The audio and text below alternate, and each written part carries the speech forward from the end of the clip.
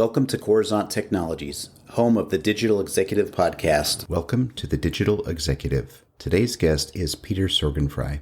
Peter Sorgenfrei was previously the CEO of Holo, the premier operator of autonomous vehicles in Europe. Before that, Peter spent 16 years in the US and the UK until 2016, developing products, services, and businesses for a diverse range of employers and clients like Daimler Chrysler, Toyota, UBS, Unilever, AB InBev, and American Express. His area of expertise is predicting consumer and technology trends 20 plus years out into the future. Peter has worked on Wall Street for UBS as an equity analyst and has founded his own product and service development consultancy before moving to London in 2013 and then Denmark in 2016.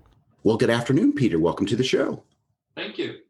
Awesome, Peter. I appreciate you jumping on today, and I'm so excited. You're hailing out of the country of Denmark, and, we just talked about this, but people probably will think you're from the United States, which you did spend some time here, but that's just simply amazing. Love doing these international podcasts, probably my favorite ones of all. So thanks again. And we're going to jump into the questions, Peter. You've got quite the career in fintech, automotive. You're an entrepreneur.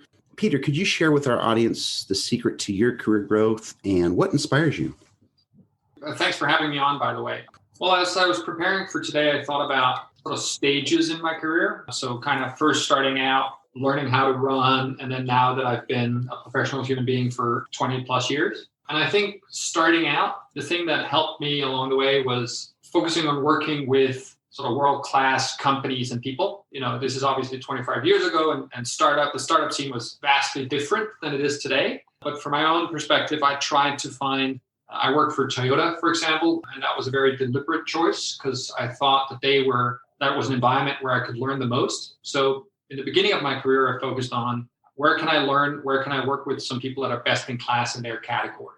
And then as I got more experience, I started switching towards focusing on things that I really enjoy doing. So in the beginning, you might take a job that you can get, or you might be not super psyched about what you're doing, but you're kind of going along with it as to learn. And then later on, for me at least, I said, well, I want to be spending 1/3 of my awake hours or 1/3 of my hours total on something I really enjoy. So that seems intuitive. Most people say, yeah, I want to do that. But I've experienced that most people don't. Most people kind of take a job, kind of go through the motions, don't really enjoy the work, don't really enjoy the environment. And for me, that's just a waste of time and a waste of life. So I started doing that in the second part of my career. And then in the third part that I'm in now and have been in maybe the last 5-6 years or so, I focused on working with people that I can inspire and that I can give something back to. So in my latest venture, I ended up hiring 65 people across 5 countries. And my primary motivation there was to give them the best career experience that they could have. So that's been, if you will, the secret to my success or my growth. I've understood kind of how to leverage the different stages to produce outcomes that my shareholders or bosses have appreciated.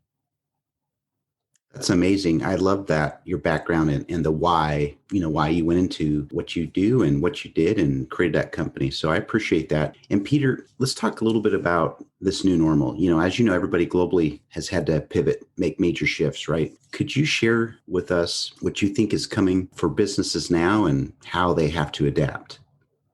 I think there are 3 things that has happened during the outbreak of COVID-19. One is obviously more people are using more technology in more places. You and I are today on a Zoom call. The Zoom growth has been tremendous. The Microsoft Teams growth has been tremendous. And with that has come a product development in those 2 companies and in others to keep up. So more people are using more technology in more places. That's one of the effects of the pandemic. And I think that's just going to continue because you and I are old enough to remember 20, 30 years ago with the advent of the internet, or 40 years ago maybe even. Now we're all going to work from home. It's going to be great. But nobody did, right? Because we're human beings who want to be near people.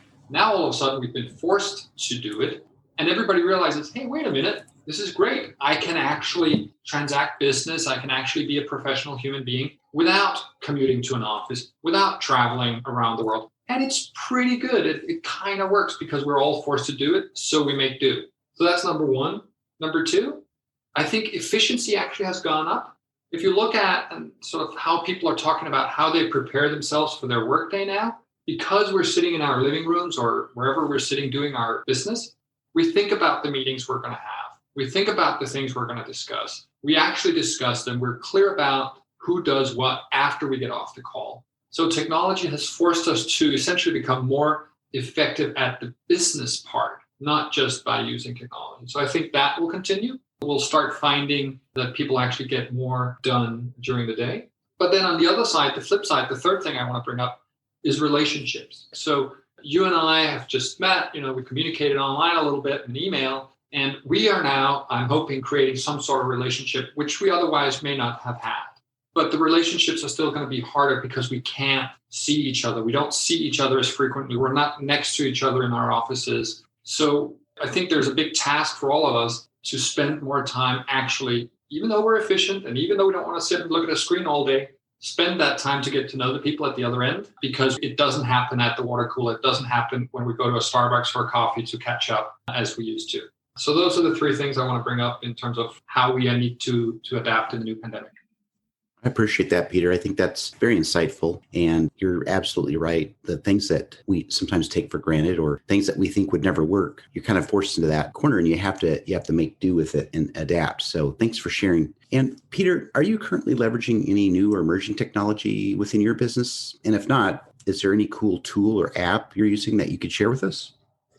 I don't know. I might be a little bit atypical because I've been working for and by myself for so many years. And one of the things that has led me to is sort of a maniacal focus on automation. So a couple of examples of that is I don't spend time emailing back and forth with people about when we can meet. I send them a link to my calendar. I use something called Calendly, and I can set the parameters around when I'm willing, if you will, to have a phone call or have an in-person meeting, and then people book it themselves. And then once they do that, I've automated that a box, it's called, is created in my CRM system. I use Streak, which is integrated with the workspace at Google, which is where I have my email and calendar and all the other accounts. So automatically, if somebody books a meeting with me, a task is created for me to follow up with them and prepare for that. And all their information is transmitted to my CRM system. And then, of course, today we're on Zoom. I use Google Meet or Teams or whatever it is that people want to talk on. So